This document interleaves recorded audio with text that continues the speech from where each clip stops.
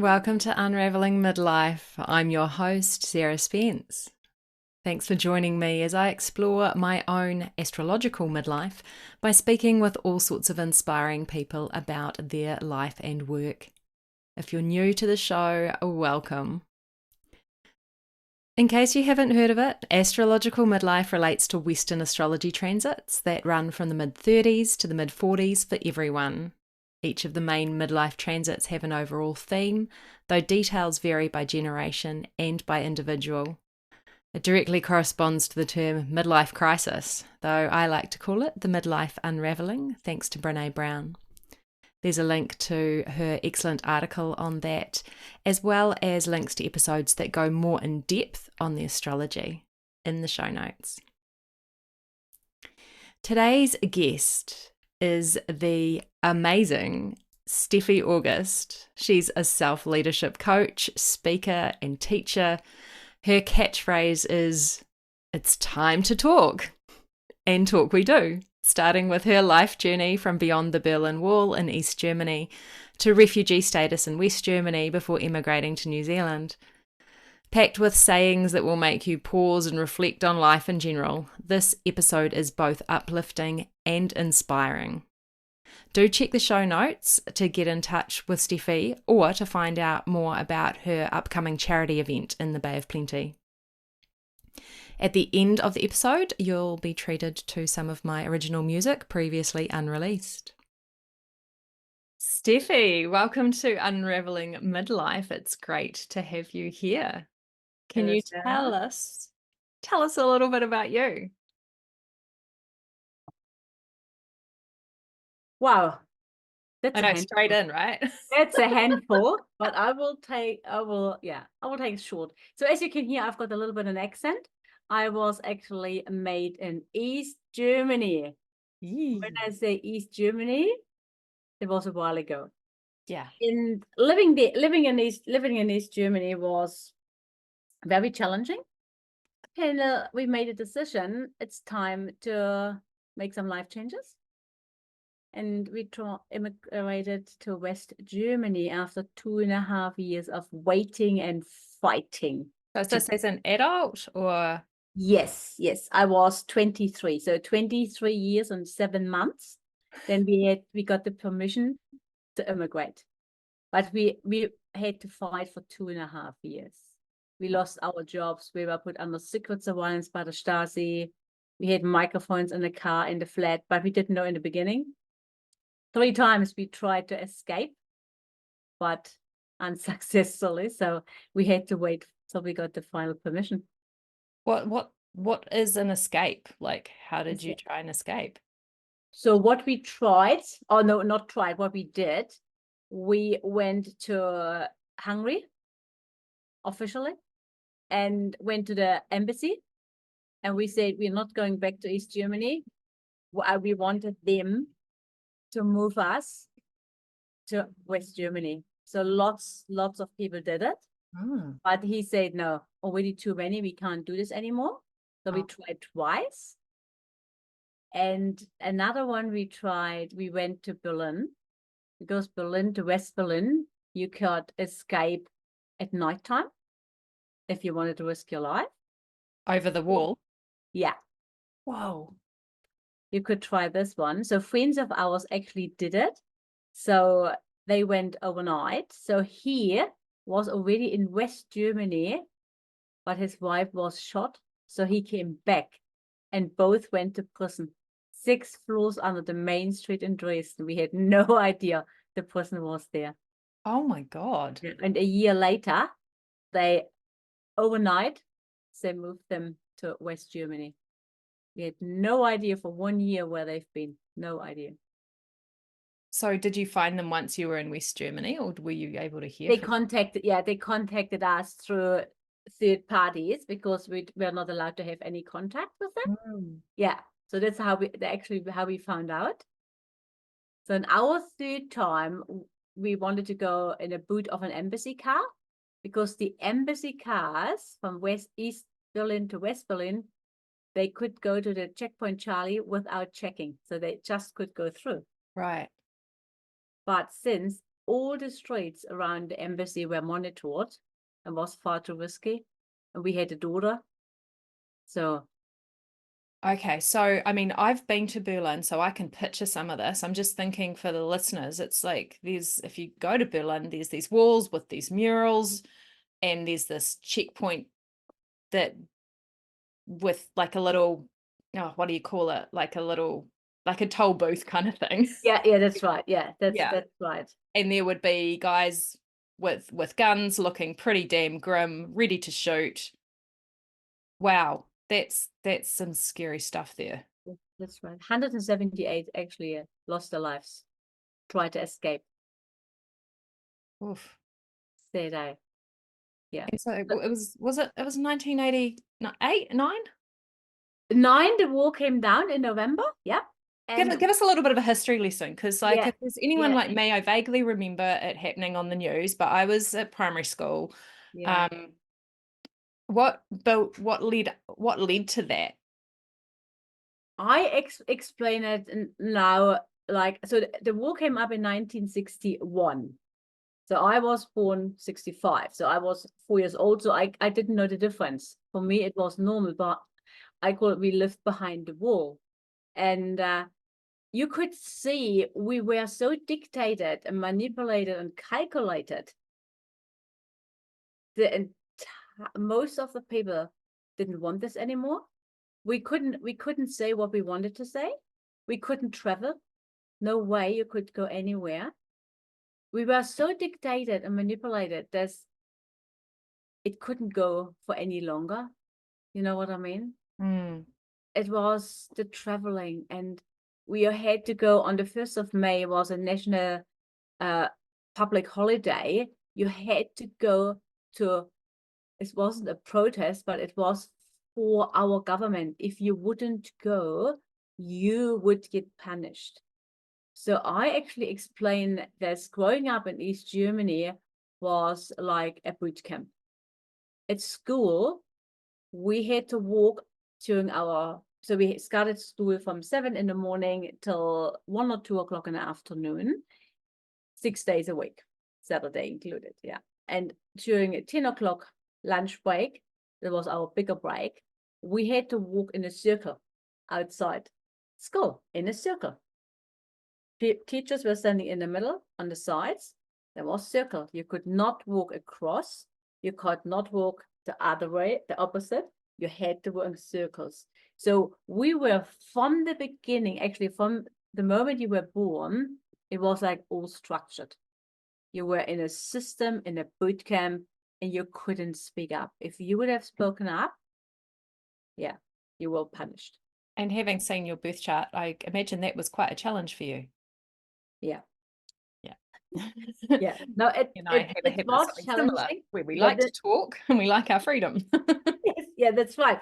But the other side, I also have to say, Sarah, there's not everything was bad, because we didn't know the difference. If you don't know the difference, Ignorance it is is bliss. normal. Yeah, it is your normal. We played outside. Every child went to the creche after the 6 weeks they were born. They went to the creche. We went to kindergarten, school, no unemployment.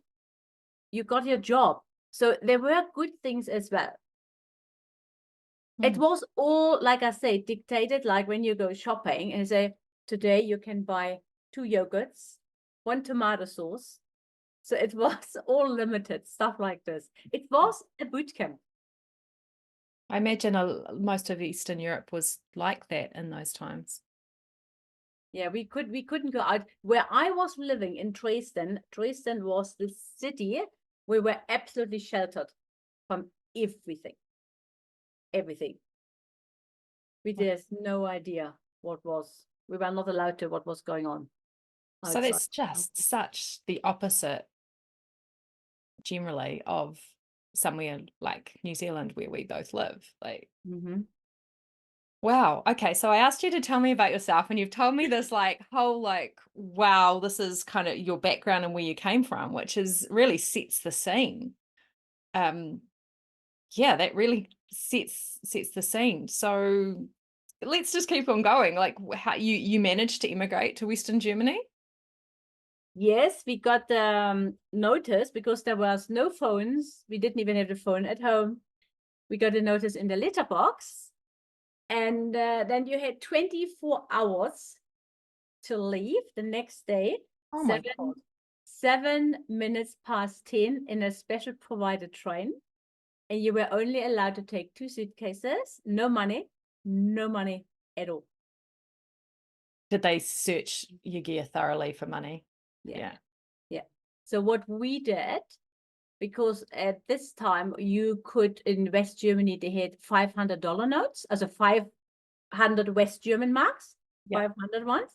So my partner, he organized one, and when we went into the train, between the seats, we put the $500 note. But with the risks That you might lose it. Yeah, if they would have found it, we would have gone to prison and Sally into foster care. Oh, geez. Yeah, so we really risked, but he needed something for the start. Yeah. So 500. Yeah, it was a very interesting, long, silent train ride. But as soon as you saw the white houses, wow, it was amazing. Honestly, we felt into each other's arms, and we just started crying, but happily crying, you know.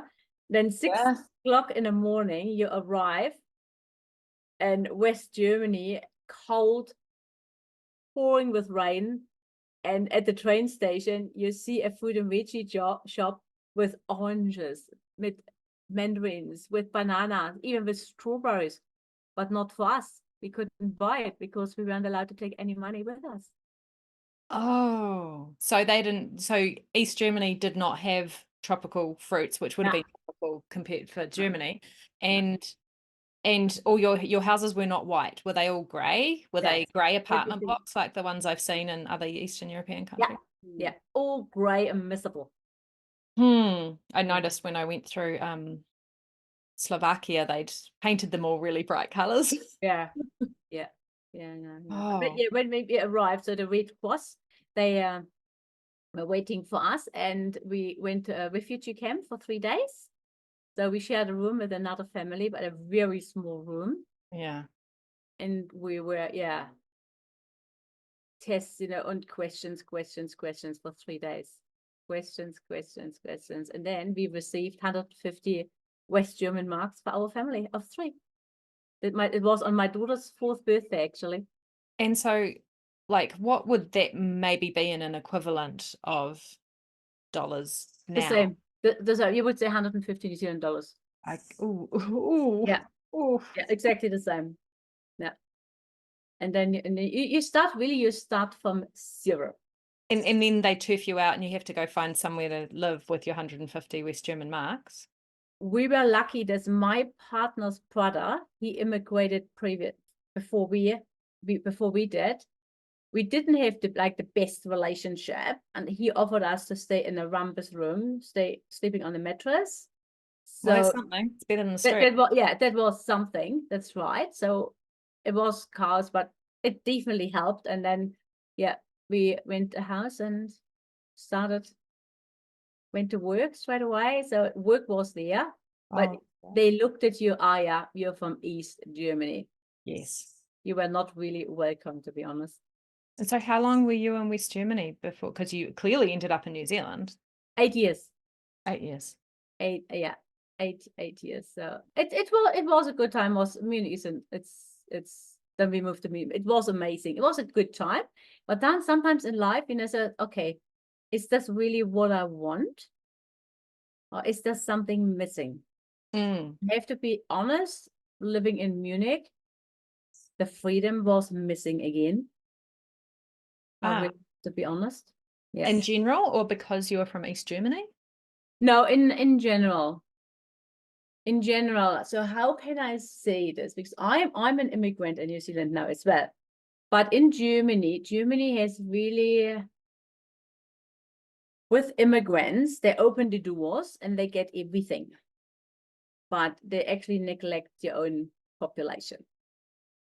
And there was something really going on there. My daughter at school, she was the only German speaking in the swimming class. Okay. And then she comes home and said, Mom, I can't even talk to them. Because know. they're all refugees from other places. Mhm. Interesting. Yeah. And were there German people living in Munich, or were they just living in a different part of Munich? Was it quite segregated? No, they actually got houses subsidized from the government. So yeah, that was a little bit tough to see. That's the own population. We're paying the tax. You know what I mean? Then we didn't have many rights anymore. Hang on, I need a little bit more context. So why? Can you explain in other words? Yes. So if I'm honest, exactly what happened to us, is this okay with you, Sarah? Yeah. Yeah. So what happened as an example? So I was a single mom, and my daughter went to school, but I had a full-time job, and I needed my full-time job because I had to pay rent and the bills. You know how it is. So there was after school care. So this after school care is there that I can work full time, but you have to apply for it. I went and applied for it. They said in my face, I still can see it. Miss Hübner, you are not wearing how do you call oh God. A headscarf? Yeah, you're not wearing a scarf. You're not entitled for after school care. That's what they said in my face. And what In a my face. headscarf? What does a headscarf represent? This is most Turkish people had a scarf. Okay, so they're only taking Turkish or Muslim people's kids for after school care. Yeah. So I'm a fighter, you know, I had my warm-up in East Germany. I'm a fighter. It was my right. And I did fight. And I got my place for my daughter to go after school care. And things like this, to be honest, it really pushed us together again. You couldn't be you. You know, your rights were taken off you. But just because of what people decided, not because of what the law. Yeah, that's right. Because it's fine. Germany is an amazing country. There's people can come in from other countries, immigrants, you know. The thing is, if they also would work and earn the rights to be there and not just open their hands and getting everything for free. And this is what it caused a little bit. Oh, because you're working. In yeah. Oh, so they only wanted refugees if the refugees couldn't contribute. Like, yeah, I kind of get what you're saying. That's quite bizarre. Quite bizarre. And yeah, so it was tough. It was tough. Yeah, it sounds like that. What is it? What, first 31 years? Yeah.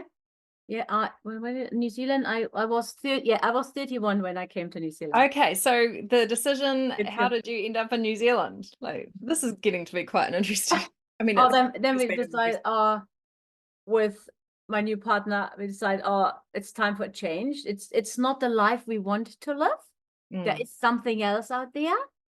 And why do you have to stay somewhere just for the sake of staying but not being happy? And then we decided, you know what, time for something different. And then really we said, first we thought Australia. That was because I didn't know New Zealand, to be honest. I had no idea. The Lord of the Rings hadn't come out yet. We forget. Yeah, that's right. I'm like and then Australia was okay. Everybody knew there was somewhere Australia. And so, that sounds good. Yeah, why not? We should go to Australia. But there were some things with immigration so easy, and so we checked it all up with immigration. I said, no, doesn't look too good. I said, okay, then if this one doesn't work out, you always have a plan B in life, as it is. Oh, what's close? Oh, we go to New Zealand. Heck yeah, why not? So in this look, the immigration was much easier to come to New Zealand. Even it was hard when you look at back now, coming over. So, and then, yeah, we decided, we went on holiday Christmas. And then we got back in January, and it's like, you know what? Yeah, we immigrated to New Zealand. I couldn't speak the language, not only my name is Steffi. We That didn't, sounds like my German. we didn't know where to go, and we didn't have any visas, and the container was on its way.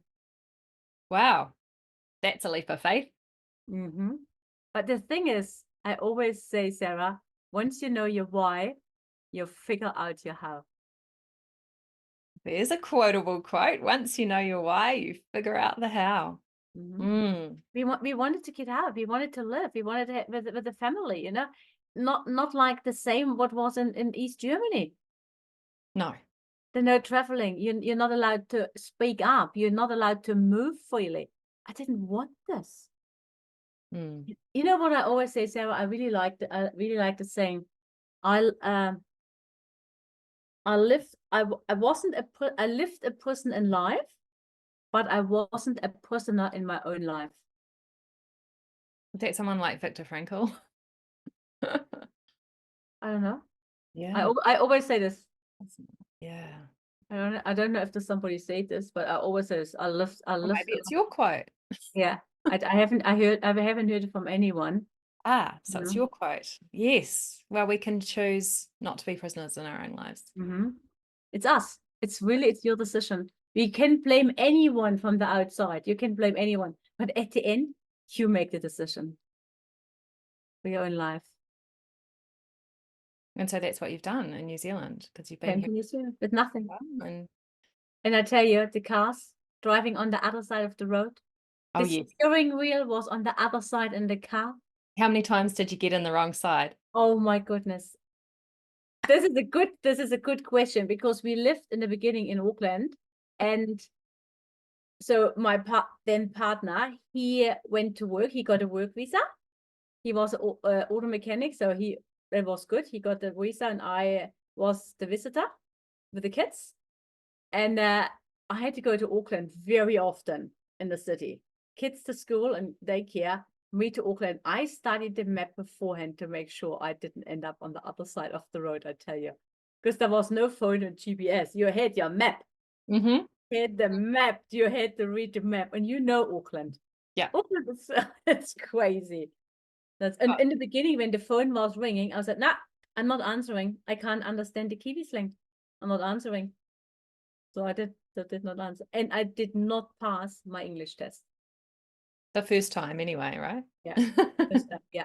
I did not pass. So what did I do? You know, like I say, every challenge is an opportunity. So it was challenging to learn the language. I didn't pass. So now I had 3 months till I could sit the English test again. 3 months. So those 3 months, honestly, I had vocabularies everywhere. In the car, in the toilet, the living room. It's everywhere vocabularies to learn. Went to school, night school, to sit the test again. Because the thing was, I still remember it was in May, end of May on a Friday, our visa would expire on a Friday. Oh. So no, it expired on the Saturday, and on Thursday I got the result for my English test, for my second English test. So in the afternoon, on Thursday afternoon, I passed. And on Friday, we went to the immigration and we could stay. Wow. Wow. No pressure here, I tell you. Wow, that's sliding in. And I bet your kids had Kiwi accents by then, fluent. Oh, yeah. Max came home from kindergarten and said, Mom, they speak a different German. And for Sally, I have this, Max was almost 2 and Sally was almost 12 when we came to New Zealand. And it was like 27 years ago. Sally was like at school, somebody like from the Mars, you know, from Germany. Here in New Zealand, it wasn't normal that somebody suddenly comes from Germany, and she couldn't even speak the language either, but kids learn really fast. Yeah. Oh, 12, yeah. Mm. Ah. Wow. And so, okay, let's skip forward a bit. Like, you've ended up in a different city, you're doing totally different things, your life is quite different again, probably a couple of iterations on. Tell me what you do now. Yes. It's actually, yeah, it is really interesting. And when you say to me, go through the numbers, when I see every 10 years was a big event in my life, I have to Yeah, say, those dates of the astrological, like quite yeah, important astrological transits that happen for everyone. Yeah. it's amazing. I was actually astonished.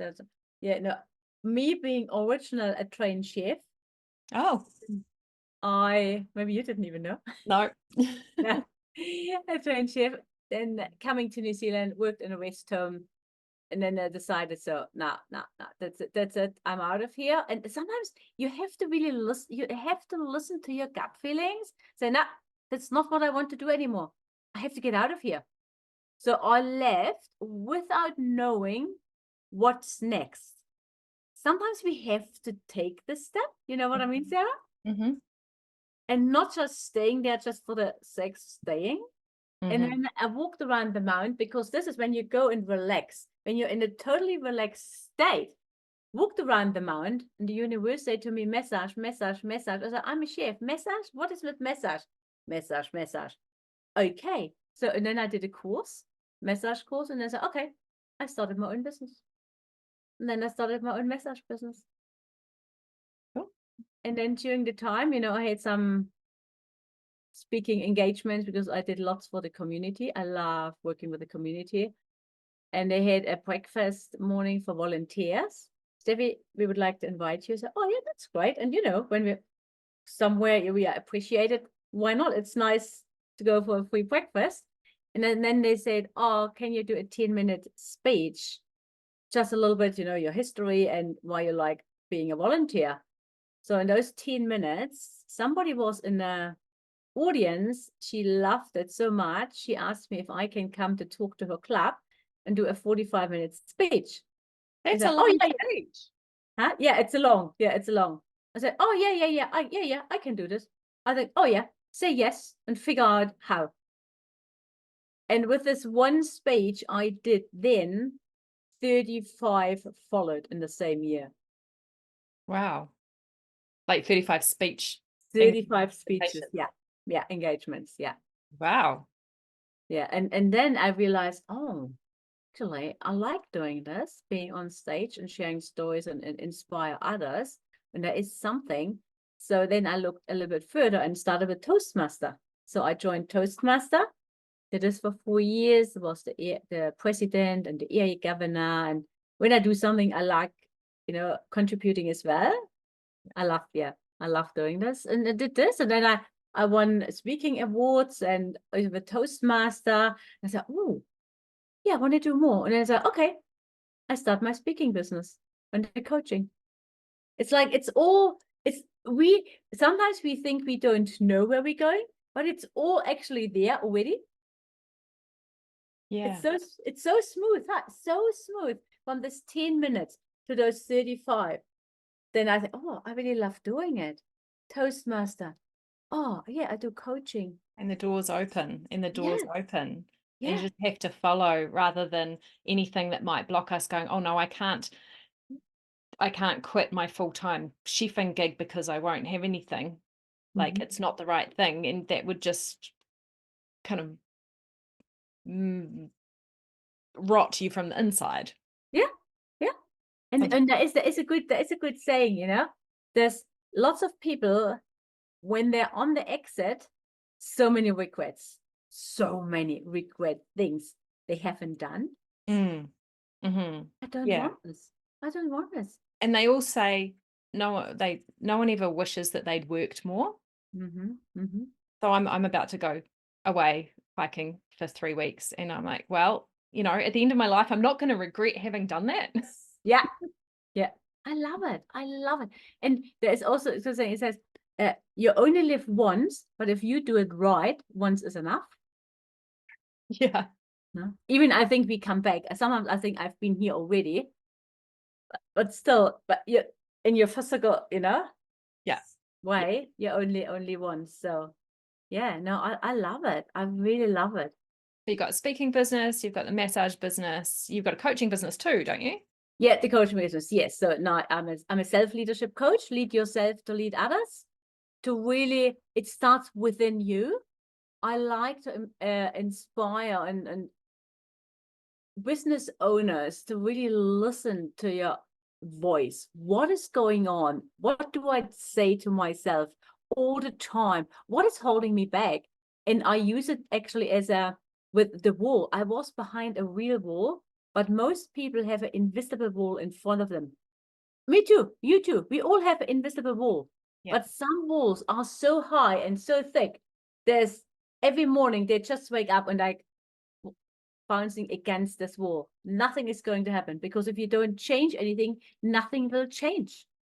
So I help people, especially business owners, with strategies to see what are the blockages, what are the bricks in your wall, what's holding you back. So when you start identifying the bricks in your wall and pull out a brick, what's going to happen? You see some light and say, "Ooh, that's nice and warm. I want to have some more sunlight." So you pull another brick, another brick. And what's going to happen when you pull out bricks out of a wall? The wall is coming down. You need to put on your sunscreen.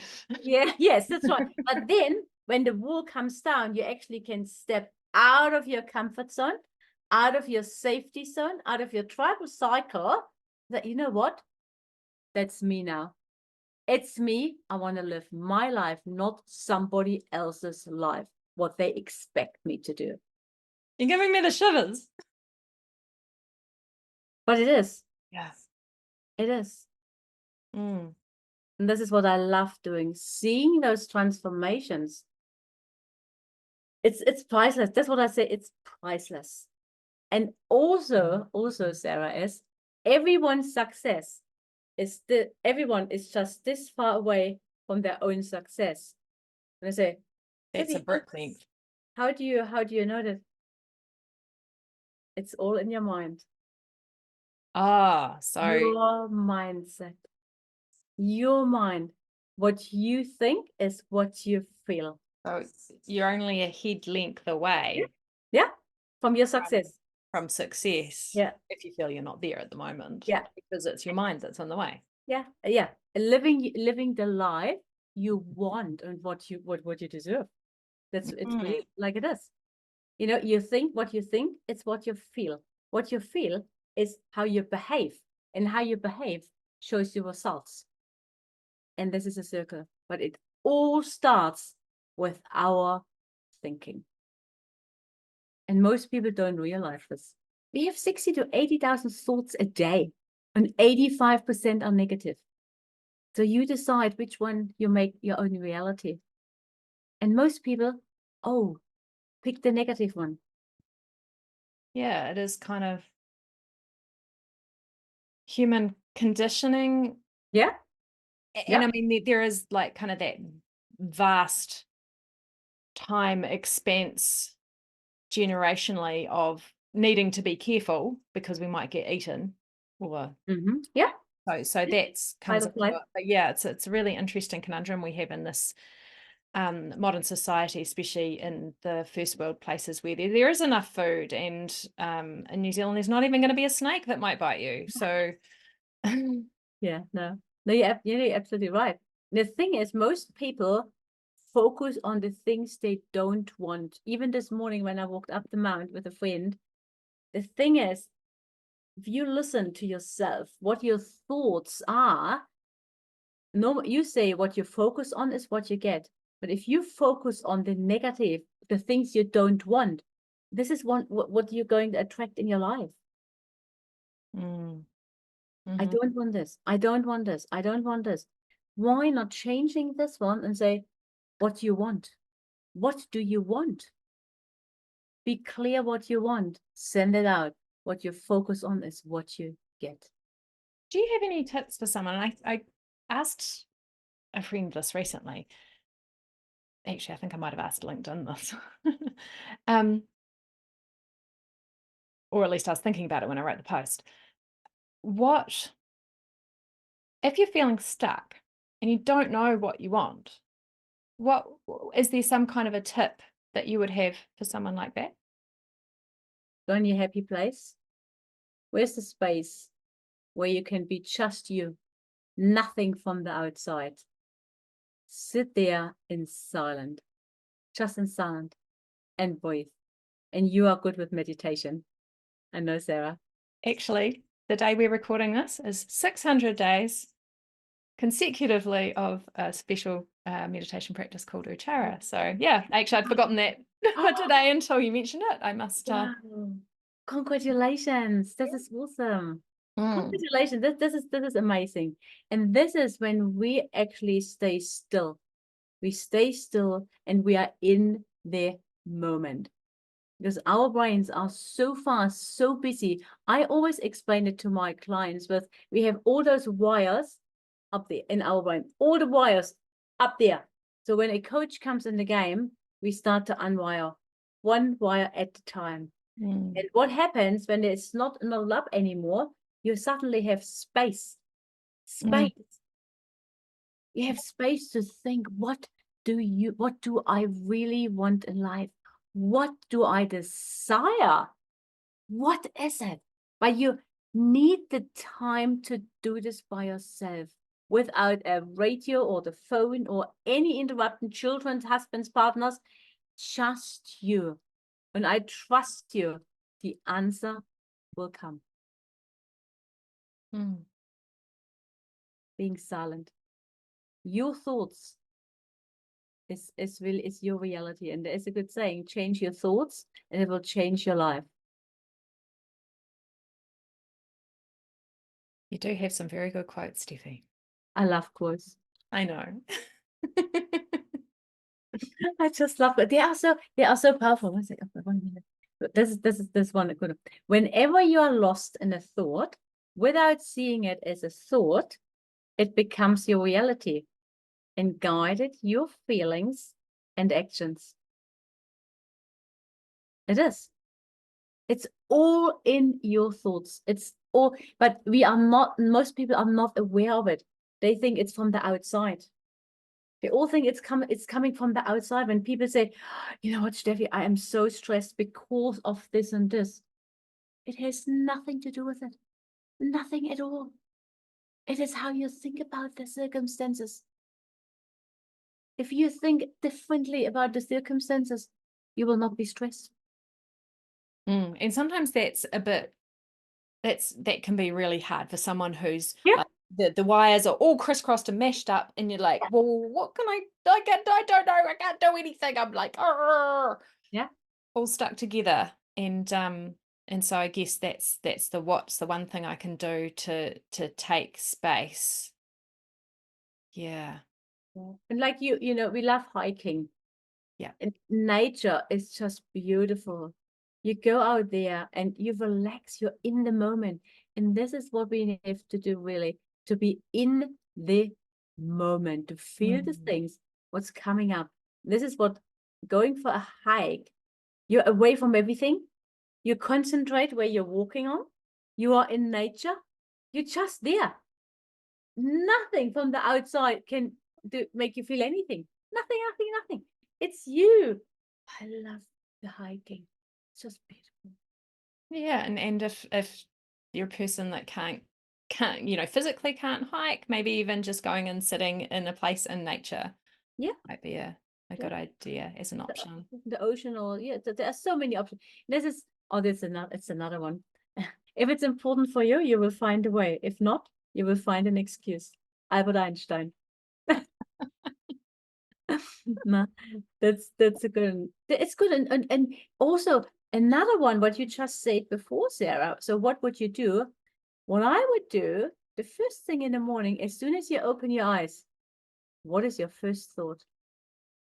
Oh, I woke up with like weird dreams this morning that yeah, and I kept dozing, and then I just kept Yeah. like I was like, oh yeah, and it was a real and I came to a negative conclusion because of the dreams, and then I got a message Mhm. later that I was like, oh, that's not the way it's going at all. Like it was really Yeah. interesting to have that kind of gray brown wake up and then kind of get this like brightly colored message and go, oh, well, that was totally different to what what my mind had decided. Yeah. Yeah, and it was raining, so that was But there's a lots of things. People really ignore those things. You know, they wake up in the morning, so, oh, it's raining. Oh, and straight away negativity. They shower themselves with negativity, and then one thing after the thing happens, oh yeah, I knew that would be a whatever day today. They program this beforehand. But if you wake up in the morning, yeah, oh, it's a little bit of rain. Great for the garden. That's wonderful. well, Good for the that's skin. Good for I the skin. was really like, there was a part of me, it was the conditioning of, oh, it's raining. Oh, but then it's like, but my house is a sauna in the summer. It's really nice that it's raining. I hope that it stays grey so that I can exist in my without the aircon this afternoon. And yay, I didn't have to water the garden and Yeah. all that kind of thing. It was just really interesting to notice it. So I guess that's the first step, right? Noticing it. And then also wrote down my dream, because sometimes it's good to go back and kind of see it without the layer of emotion that you came out with and go, oh, this is actually quite relevant in this particular way to my life right now. And I really like what you said about going to stillness, because that came to me in my meditation last night, and it was like, actually, don't worry about doing, come back to stillness. That's what you need. And it's like, okay, because I'm, you know, like there's the whole thing about goal setting and knowing where you want to go, but then there's also, for me at least, and some other people for sure, an internal pressure of, oh, well, if I'm a failure if I don't achieve this, and I'm not doing anything right now, so I need to be doing something. I need to be doing, and I know that that's not actually good for me. So it's just like finding the balance of for yourself. It's the dance of life, really, isn't it? That was really nice. The dance of life, and it all starts in our mind, our thoughts. Our thoughts guide you. You pick the thought you want to make reality. Yeah. Every day, every minute, every second. Yeah. Or if you maybe it's not every day is like flower, you know, it's not every day is sunshine. We have tough times. We have tough times, but then when you say a minute later, it's already in the past. So you decide if you want to stay in the past, or if you, no, I'm in the now. I cannot change the circumstances, but what I can change is the thinking around those circumstances. Yeah, This is what we it's can do. really, really, really hard. I mean, I've found a number of spiritual practices that can help minimize that, which I'm glad of, because sometimes to me it's just like, oh my God, it's to change, just remembering to change, it can be Yeah, it but is yeah, because that's what it comes down to. It really is that simple. yeah, it is simple, but we forget sometimes because we are busy. Well, that's why we have people like you around, Steffi, to remind us. That's right. That's right. And I have to say this one sentence, as you know, I worked in prison as a coach as well, you know, here in New Zealand for 3 years. And the guys I work with, in the first session, this sentence is really a must for everyone. Nothing in life has a meaning except the meaning you give to it.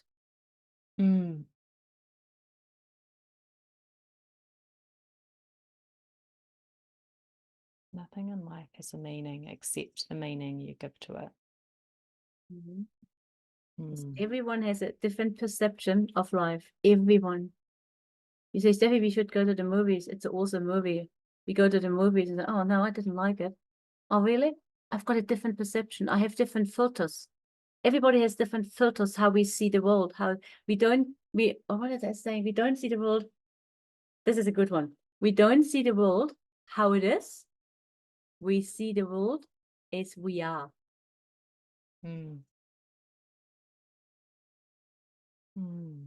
But you can see we always come back to our mindset. So for people that want a bit of a change of mindset, you have an event coming up, don't you? Oh yes, that's Tell right. us about your event. It is a one local to the Bay of Plenty, but it's on a weekend, so yes, Saturday night on the 24th of February, 7 o'clock here at a Bay Park. fly in from wherever you are in the world, right? Oh, heck yeah, easy. New Zealand, paradise. Yeah, this is paradise from New Zealand. Anyway, and it's called Defining Moments, Breaking Down Barriers. But it does, the defining moments do not just breaking down barriers, they transforming lives. And we all have defining moments. Every day we have them. Some of you don't even realize it, but they're forming our lives every day.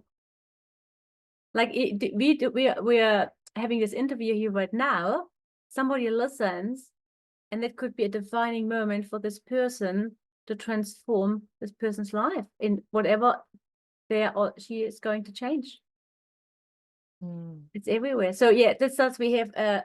It's just I'm so excited about it. We have bubbles at arrival. We have awesome goodie bags, amazing prizes. It's a fundraiser for our local Graham Dingle Foundation here in New Zealand. So lots of people don't even know what they do.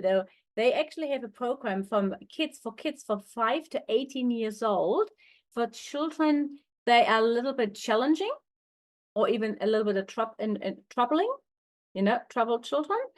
And they're going through a 1-year program, and we want to sponsor minimum one child with the fundraise with the money.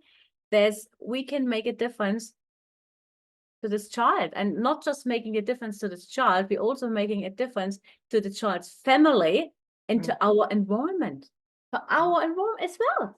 You know what I mean? Yeah. And I love it. And we have actually Todd Muller. He's sharing his story, and his story is mind-blowing. It's really powerful. We want to have some more guys in the room to listen to this, and there is help out there, and actually speak up and not bottling in everything. This is what we want. We even have guys there from Men Making Miles. They meet once a month. It's a men's group here in Tauranga. So this men have the opportunity to meet and talk, open up with men, without any woman around. So honestly, I'm so excited. So you've got a number of speakers, a good fun night, and it's fundraising for a great cause. Yeah. So even one is coming from Australia. Tash, she is a trauma coach. So she's sharing her story. Wow, mind-blowing story. So yeah. Those are powerful. Yeah. Well, thanks so much for sharing your story, Steffi, or part of it. That was fascinating. It's a handful. Yeah, it's amazing how many you're not the first person I've interviewed and found out while interviewing that they were a refugee. Yeah, and have come so far. And thank you for sharing so many of your amazing quotes. Yeah, thank you. How do people find you? Yes, my webpage is steffiaugust.com. But I always say my name is Steffi August. August like September, easy to remember. Yeah, everything is on steffiaugust.com on the webpage. Whatever, even my Speak Up with Confidence workshops, all the workshops, the coaching packages, or even if you just want to have a chat, a self-discovery session, just email me, text me, whatever suits you best, and then we can massage. How I can help you, or how I can support you. Right. Wow, thanks so much, Steffi. Thank you.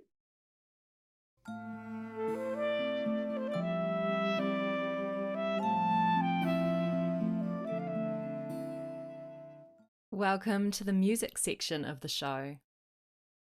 I recently attended the Auckland Folk Festival after many years absent, usually because I was away hiking. And what a gem of a festival it is, packed with world music as well as traditional folk, nouveau folk, and great group dancing opportunities. There are pop-up jams and sharing too. So here's a song that I shared there that I wrote many years ago while tracing my paternal great-grandfather's line back to Scotland. It's probably the folkiest song I've ever written.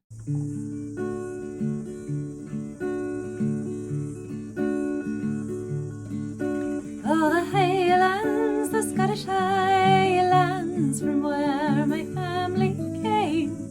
They brought their people and their pride. It's it's from where I got my name.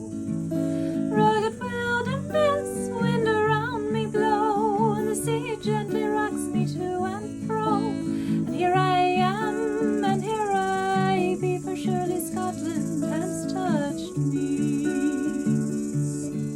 The rocks steadfastly, birds are winging from across my own its shore. History seems stringing magic, it contributes to the lore. Westward I go to the sunsets, from glens and bends to lochs and sea. And I hear the land calling my name, making me glorious and free. Ah, the Highlands, the Scottish Highlands, reminds me gently of myself. The land will call me ever after, riches of its wealth. Though I may not have been here so long, I feel bonded with this land. My family left here, but I'm returning, and here in beauty I stand. Oh, the Highlands, the bonny Highlands, from where my family came. They brought their people and their pride, it's from where I got my name. Rugged wilderness, wind around me blow, and the sea gently rocks me to and fro. And here I am, and here I be, for surely Scotland has touched me. And here I am, and here I be, for surely Scotland has touched me.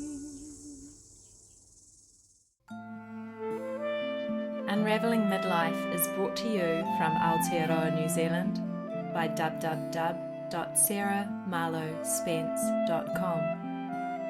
Theme music is by Sarah Marlowe Spence and Sarasvati Marie Willis, and art by Samantha Hepburn.